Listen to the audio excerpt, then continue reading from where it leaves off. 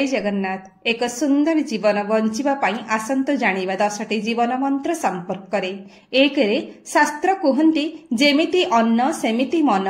जदि केही आपणको भोजन पई निमंत्रण करूछंती आपण तांको घर को भोजन पई जीवा पूर्वरु निश्चय थरे विचार करिवे सेही व्यक्तिर कर्म किपरि, तार धन अर्जन किपरि। जो व्यक्तिर कर्म आउ भावना भल नुहे तांको हाथ द्वारा प्रस्तुत खाद्यर नकारात्मक प्रभाव निश्चित भावरे आपणकर मन और विचार को प्रभावित करिवो। आपण मध्य सेही परि नीति विरुद्ध शास्त्र विरुद्ध कर्म करिबा आरंभ करिदेबे। तेणु भोजन सर्वदा शुद्ध आउ पवित्र हेउ ए कथा आमर प्रथम लक्ष्य हेबा आवश्यक। दुई रे जेतेबेले आमे एक शुभ विचार सहित निजकु जोड़ी देउ सेतेबेले आम जीवन रे प्रकाश आसी जाय थाए, अर्थात आम भितरे एक दिव्य भावना संचरी जाय थाए। सेही भावना माध्यम रे आमे आम जीवन रे आसुथिबा समस्त कठिन परिस्थितिर मुकाबिला करि पारु।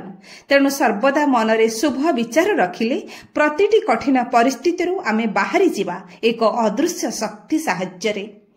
तृतीय रे सभ्य मनुष्य एवं शिक्षित समाज द्वारा देशर विकास होइथाए, किंतु जेउठारे नैतिकता और परोपकार भावना नाही सेठी लोक माने स्वार्थी होइथांती। सेही परिवार समाज और राष्ट्र केही भी बहुत आगको बढ़ी पारंती नाही। तेणु निस्वार्थपरता आम जीवनर व्रत हेबा आवश्यक। चतुर्थ रे आम मानकर प्रत्येकଙ୍କ जीवन रे अनेक संभावना अनेक किछि करिबारर संभावना भरी रहिछि।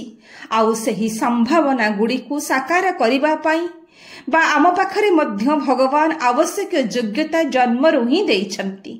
जेतेबेले व्यक्ति ता विवेक द्वारा कोनोसे निर्णय नै थाए सेतेबेले ताकू सफलता आउ सिद्धि मिली थाए। पंचम रे बंधुगण कठिन परिस्थिति आसिले सेही लोक माने व्याकुल होइथांती जो माने निज इंद्रिय मानकु निज नियंत्रण रे रखि नथांती।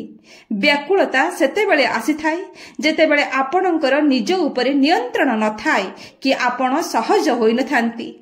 तेणु निज मन इंद्रिय को निज नियंत्रण रखिथिबा व्यक्ति सबु कठिन परिस्थिति को सहज रे समाधान करि देई परिथांती। षष्ठरी कौनसी शिक्षा ता विचार को केवल पढ़िले कि सुनिले किछि लाभ हेब नाही। जे पर्यंत सेही शिक्षा बा विचार को आमे आम जीवन रे प्रयोग न करिछे।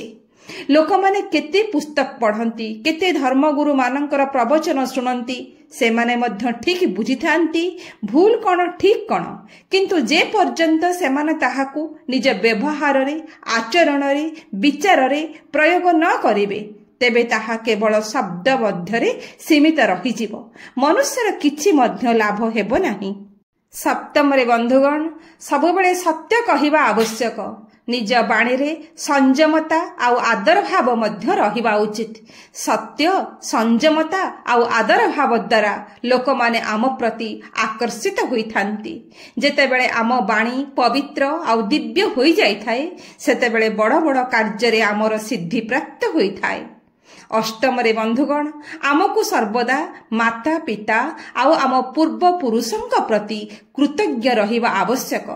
अनेक लोक भावंती से माने आजी जेउ सफलता पाइछंती ताहा तांको निज कर्म आउ चेष्टा जोगु संभव होईछि, किंतु प्रकृत रे सत्य एहा कि पूर्व पुरुष आउ माता पितांकर पुण्य कर्म प्रेरणा आम ज्ञान आउ प्रतिभार कारण हटे। तेणु मनुष्य सबुबेले पूर्व पुरुष और माता पिता प्रति कृतज्ञ रहिबा आवश्यक। नवम रे बहुत बड़ कार्य सेतेबेले साधित होइथाए जेतेबेले श्रेष्ठ और सज्जन लोक माने एकत्रित होइथांती।